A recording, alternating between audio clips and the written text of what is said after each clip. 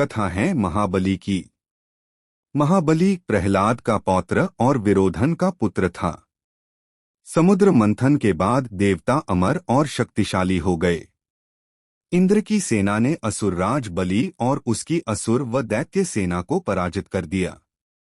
एक दिन असुरराज बलि अपने गुरु शुक्राचार्य के पास पहुंचा और बोला, आचार्य कृपया मुझे ऐसा उपाय बताइए जिससे मैं अपनी सारी शक्तियां और राज्य फिर से प्राप्त कर सकूं।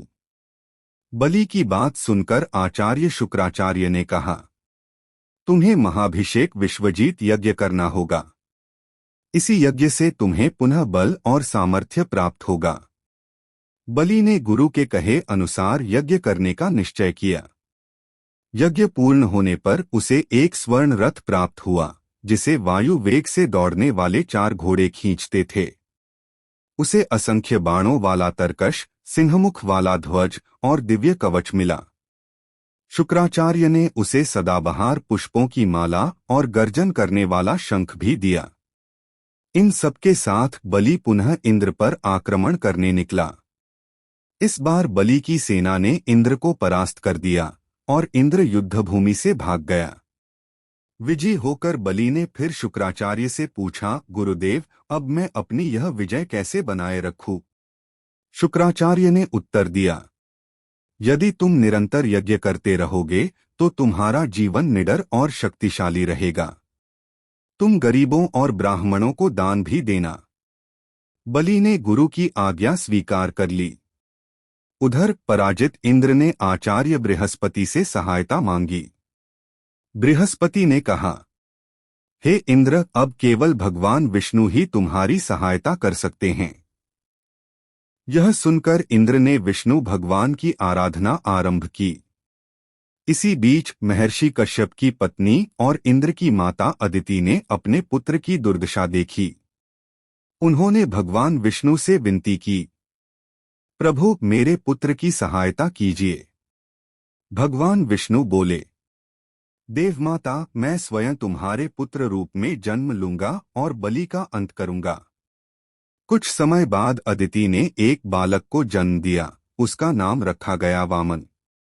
एक दिन वामन ने ब्राह्मण बालक का रूप धारण किया और उस स्थान पर पहुंचे जहां शुक्राचार्य और असुरराज बलि यज्ञ कर रहे थे। बलि ने उस तेजस्वी ब्राह्मण बालक का स्वागत किया और कहा, ब्रह्मचारी, बताओ मैं तुम्हारे लिए क्या कर सकता हूं?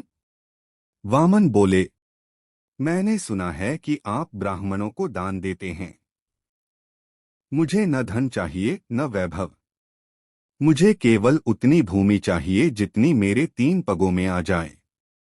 सब लोग यह सुनकर चकित रह गए। असुर हंसने लगे, 3 पग भूमि, यही तो चाहता है। बलि मुस्कुराया और बोला, ठीक है ब्राह्मण देव, मैं तुम्हें उतनी भूमि देता हूं जितनी तुम्हारे 3 पगों में आ जाए। जैसे ही बलि ने वचन दिया, वह बालक अचानक बढ़ने लगा। देखते ही देखते वह पृथ्वी से भी विशाल हो गया। पहले पग से उसने पूरी पृथ्वी नाप ली और बोला, अब पृथ्वी मेरी हुई। दूसरे पग से उसने स्वर्गलोक अमरावती को नाप लिया, अब अमरावती भी मेरी हुई। फिर वामन बोले, बलि, अब बताओ तीसरा पग कहाँ रखूं? पृथ्वी और स्वर्ग दोनों मेरे हो गए हैं। शुक्राचार्य ने बलि को चेताया, सावधान बलि, यह कोई साधारण ब्राह्मण नहीं, यह स्वयं भगवान विष्णु हैं। तीसरा पग मत देना वरना सब कुछ खो दोगे।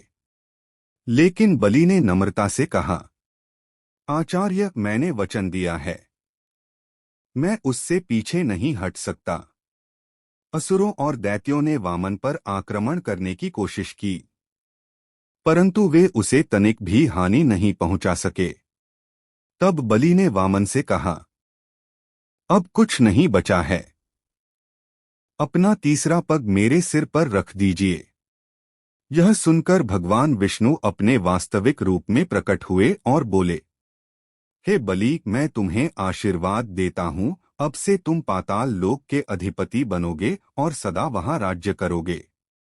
इस प्रकार असुरराज बलि पाताल लोक को चला गया।